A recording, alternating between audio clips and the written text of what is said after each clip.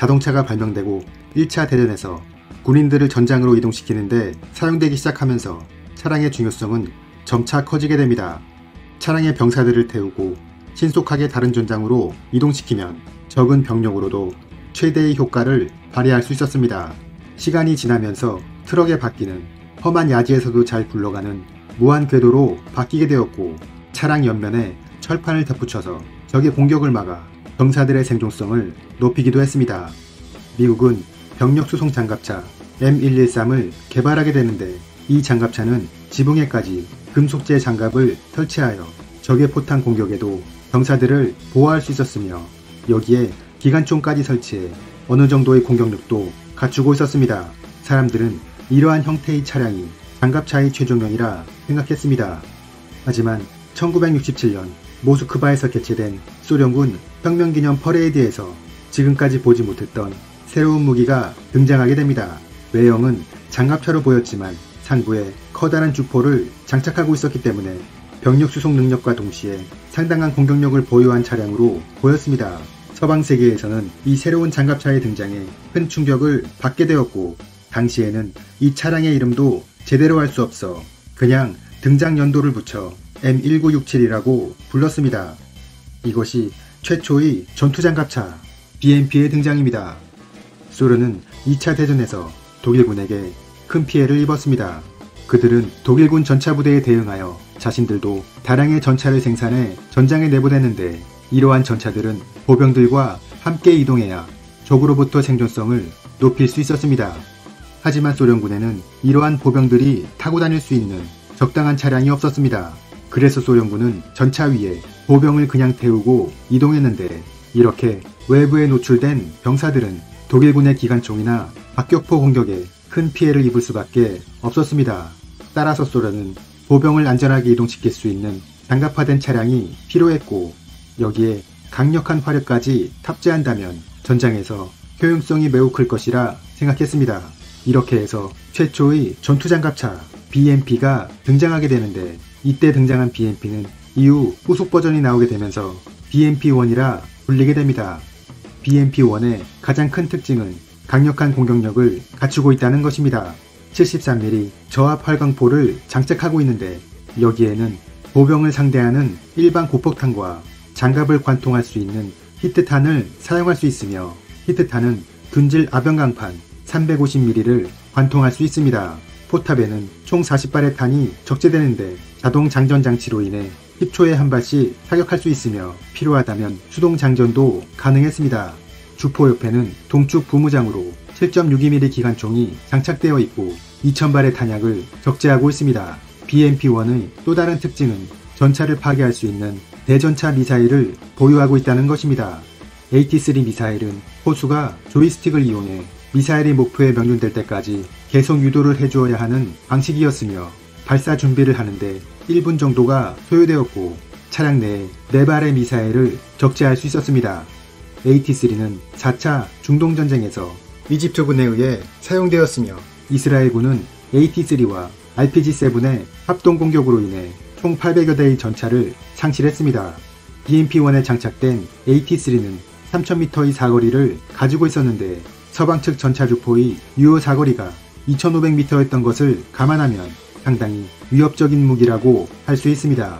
차량 안에는 승무원 3명 외에 8명의 보병이 탑승할 수 있으며, 측면에는 총항구가 있어 병사들이 소총으로 사격을 실시하거나 외부 상황을 관찰할 수 있도록 했습니다.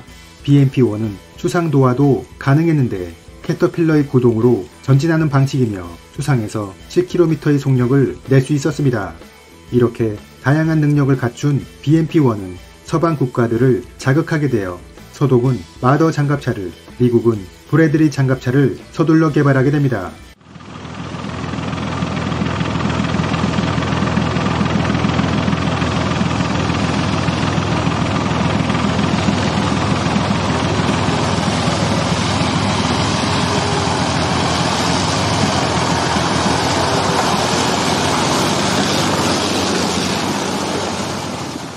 하지만 BMP-1은 실제 운용 과정에서 상당한 문제점을 드러냈습니다.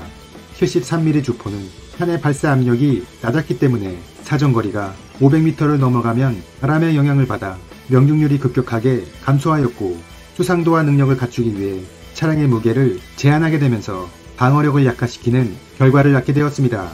BMP-1의 전면 장갑은 12.7mm 중기관총을 막을 수 있도록 설계되었지만 측면은 중기관총을 막을 수 없었고 심지어 BMP-1의 상부 장갑은 7.62mm 소총탄에도 관통되었습니다. 차량의 내부 공간이 매우 협소하고 에어컨 시설이 없어서 중동이나 아프리카에서는 도저히 차량 내부에 승차할 수 없어 병사들이 주로 차량의 상부에 탑승하고 이동하기도 했습니다. 따라서 소련은 이러한 BMP-1의 결점을 보완한 새로운 장갑차 BMP-2를 개발합니다. BMP-2의 가장 큰 특징은 기존 73mm 포를 구경이 작은 30mm 기관포로 교체했다는 것입니다. BMP-1의 73mm 포는 사거리가 짧고 정확도도 낮았으며 고각 사격이 불가능했습니다. 아프가니스탄 전쟁에서 소련군은 산악지역에서 활동하는 게릴라들을 상대하는데 어려움을 겪었고 따라서 고각 사격이 가능하면서도 사거리가 긴 기관포가 더 낫다고 판단했던 것입니다.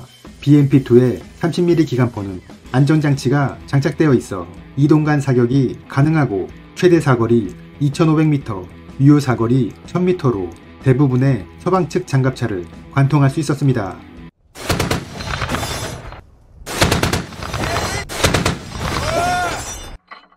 AT-3 대전차 미사일은 성능이 향상된 AT-5로 교체되었는데 기존 미사일이 조이스틱으로 계속 방향을 조정해야 했다면 AT-5는 반자동 유도 방식으로 사수가 목표물을 십자선으로 조준만 하고 있으면 미사일이 알아서 방향을 수정할 수 있었습니다. BMP-2는 그 밖에 6개의 연막탄 발사기를 장착하였고 약간의 장갑 보강이 이루어졌지만 BMP-1에 비해 획기적으로 달라진 부분은 없었습니다. 비용 절감을 위해 BMP-1의 자체를 그대로 사용하였으며 엔진의 성능과 수상도와 능력, 그에 따르는 빈약한 장갑도 BMP-1과 크게 달라진 점이 없었습니다. 1987년 소련은 기존의 BMP보다 성능이 대폭 향상된 BMP-3를 선보였습니다. BMP-3의 가장 큰 특징은 100mm 포와 30mm 기관포를 동축으로 연결했다는 것입니다.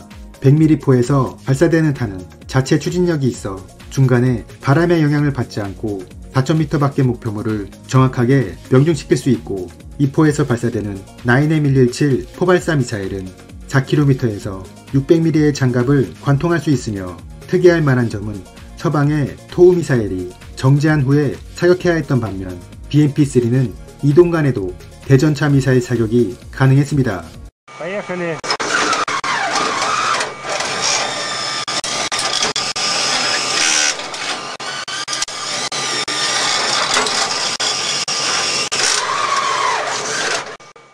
(100mm) 포와 동축으로 연결된 30mm 기관포는 적 장갑 차량과 대전차 헬기를 공격하는 데 사용되며 여기에 사용되는 고폭탄은 폭발 시 5m 이내의 보병을 살상할 수 있고 철갑탄은 1000m에서 40mm의 장갑을 관통할 수 있습니다. 여기에 레이저 거리 측정기, 연령상 시스템, 탄도 계산기 등이 장착되어 정확도를 더욱 높였습니다. 엔진의 성능도 300마력에서 500마력으로 향상되었으며 기존 캐터필러의 구동을 이용한 수상도화 방식은 워터제트 방식으로 바뀌어 도화 속도도 더욱 빨라졌습니다. 우수한 성능을 보유한 BMP-3는 기존 장갑차들을 대체할 예정이었지만 소련이 무너지고 경제가 어려워지게 되면서 소련군은 소수의 BMP-3만을 보유할 수 있었습니다. 이러한 BMP-3를 대량으로 운용하는 국가는 아랍에미레이트였습니다. 1990년대 새로운 장갑차가 필요했던 아랍에미레이트는 미국의 브래들리, 영국의 워리어, 그리고 러시아의 BMP-3를 후보로 놓고 시험평가를 실시했습니다. 사실 아랍에미레이트의 정치권에서는 서방 국가와의 관계를 고려하여 브래들리나 워리어를 내심 원하고 있었기 때문에 BMP-3의 서류상 스펙은 애초부터 믿으려 하지 않았습니다. 따라서 BMP-3는 매우 가혹한 시험평가를 거쳐야 했는데 주행시험은 최대 속도로 하루에 17시간 연속 3일간 진행되었고 모든 사격시험은 이동간 사격으로 실시되었습니다. 결국 BMP-3는 가혹한 주행시험을 무사히 통과하였고 사격시험에 있어서도 성공적인 명중률을 보여주었습니다. 결국 군부에서는 BMP-3의 성능을 인정할 수밖에 없었고 정치권에서도 군부의 요구를 받아들여 아랍에미레이트는 650대의 BMP-3를 수입하게 되었습니다. BMP-3의 운용국에는 대한민국도 포함됩니다. 1995년 구소련에 제공되었던 차관을 무기로 받아오는 불곰 사업에서 BMP-3 30세대가 도입되었고 운용 과정에서 성능이 매우 뛰어나다는 것이 인정되어 추가로 37대가 들어왔습니다. BMP-3의 단점으로 지적되었던 점은 엔진이 후방에 위치하고 있어 보병들의 하차가 불편하다는 것이었는데 실제 BMP-3를 운용한 한국군 관계자에 따르면 하차 시의 불편함은 크게 없으며 익숙해지면 K200 장갑차에 비해 승하차 시간이 더 짧다고 언급했습니다. 한국군이 도입한 BMP-3는 프랑스의 탈레스사가 개발한 ITIS라는 새로운 사격 통제 장치가 장착되었습니다. 원래 BMP-3의 9M117 포발사 미사일의 사거리는 5,500m였는데 사격 통제 장치의 제한으로 인해 주간에는 4,000m, 야간에는 1,200m로 사거리가 급감하는 단점이 있었습니다. 새로 장착된 ITIS는 주야간 불문하고 원래의 5,500m 사거리를 충분히 구현할 수 있도록 해주었습니다. 또한 포발사 미사일은 오버플라이트 모드도 갖추고 있는데 이것은 목표 중간에 장애물이 있는 경우 미사일이 중간에 공중으로 도약하여 장애물을 넘고 목표 부근 700m 정도 거리에서 다시 낮게 비행하여 명중하는 방식입니다.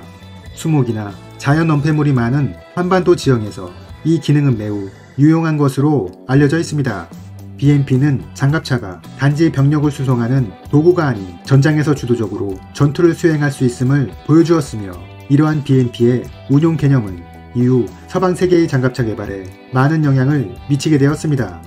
이상으로 세계 최초의 전투 장갑차 BMP였습니다.